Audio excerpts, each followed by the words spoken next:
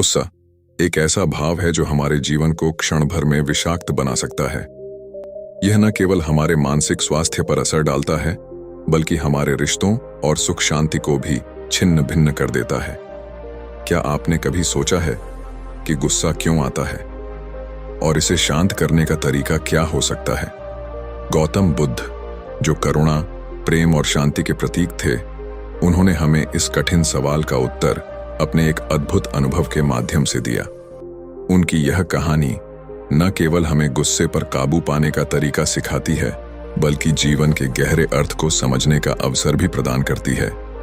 यह घटना उस समय की है जब गौतम बुद्ध अपने शिष्यों के साथ विभिन्न नगरों में घूम घूम कर उपदेश दिया करते थे। एक दिन वे अपने शिष्यों के साथ एक छोटे से गांव में पहुंचे। गांव के लोग बुद्ध के ज्ञान और शिक्षाओं के प्रशंसक थे। वहां बुद्ध का भव्य स्वागत हुआ और लोग बड़ी संख्या में उनके प्रवचनों को सुनने के लिए इकट्ठा हुए। लेकिन उसी गांव में एक व्यक्ति था जो बुद्ध को पसंद नहीं करता था। उसे लगता था कि बुद्ध ने उसके परिवार और समाज में भ्रम पैदा कर दिया है।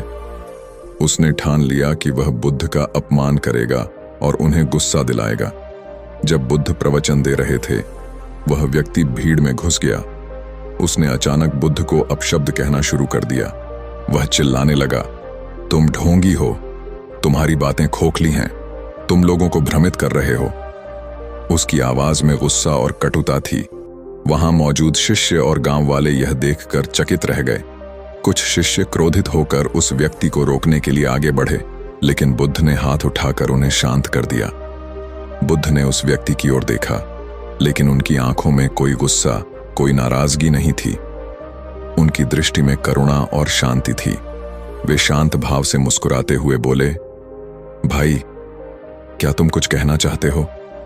उस व्यक्ति ने और भी जोर से चिल्लाकर कहा, हाँ, मैं तुम्हें बताना चाहता हूं कि तुम एक धोखेबाज हो।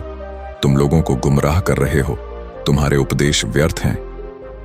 बुद्ध ने बड़े धैर्य से उसकी बातें सुनी और फिर शांत स्वर में बोले, अगर तुमने अपनी बात कह ली हो तो अब मैं तुमसे कुछ पूछ सकता हूं। उस व्यक्ति ने गुस्से में जवाब दिया, पूछो। बुद्ध ने कहा, अगर तुम किसी को एक उपहार देते हो और वह व्यक्ति उसे स्वीकार न करे, तो वह उपहार किसका होगा? उस व्यक्ति ने हैरानी से कहा, अगर कोई उसे स्वीकार न करे तो वह उपहार देने वाले का ही रहेगा।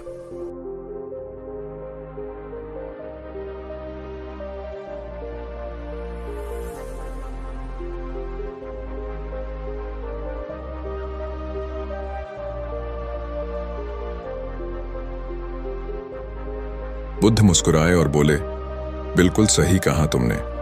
अब देखो, तुमने मुझे अपशब्द दिए, लेकिन मैंने उन्हें स्वीकार नहीं किया, तो ये अपशब्द तुम्हारे ही पास रह गए। तुम्हारे गुस्से का बोझ भी तुम्हारे ही ऊपर है, न कि मेरे ऊपर। यह सुनकर वह व्यक्ति चौंक गया। उसे समझ में आ गया कि उसका गुस्सा बुद्ध को प्रभावित नहीं कर सकता। वह व्यक्ति शर्मिंदा होकर वहां से चला गया। लेकिन इस घटना ने गांव वालों और शिष्यों के मन पर गहरी छाप छोड़ी। बुद्ध ने बाद में अपने शिष्यों को समझाते हुए कहा, गुस्सा एक जलता हुआ अंगार है जिसे हम किसी दूसरे पर फेंकने की कोशिश करते हैं, लेकिन जब तक वह दूसरे को नहीं लगता, तब तक वह हमें ही जलाता रहता है। यदि हम इसे छोड़ना सीख लें, तो हम अपने जीवन को सहज और शांत बना सकते हैं। इस घटना के माध्यम से गौतम बुद्ध ने यह सिखाया कि गुस्से को शांत करने का सबसे सरल और प्रभावी तरीका है इसे स्वीकार न करना। जब हम गुस्से का उत्तर गुस्से से नहीं देते, तो वह स्वतः ही समाप्त हो जाता है। बुद्ध के इस दृष्टिकोण में न केवल गुस्से को नियंत्रित करने की शक्ति है, बल्कि यह हमारे जीवन को सच्ची शांति और संतोष की ओर ले जाता है।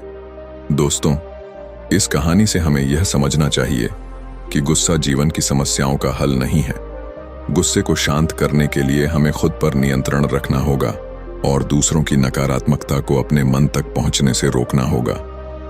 अगर हम गौतम बुद्ध की इस शिक्षा को अपने जीवन में अपनाएं, तो न केवल हमारा मन शांत रहेगा, बल्कि हमारे आसपास का वातावरण भी सुखद और मधुर हो जाएगा। तो अगली बार जब भी आपको गुस्सा आए, इस कहानी को याद कीजिए और अपने मन से पूछिए, क्या मैं इस गुस्से को स्वीकार करना चाहता हूं या इसे यहीं छोड़कर आगे बढ़ना चाहता हूं? यही सवाल आपके जीवन में नई दिशा और सच्ची शांति लाएगा।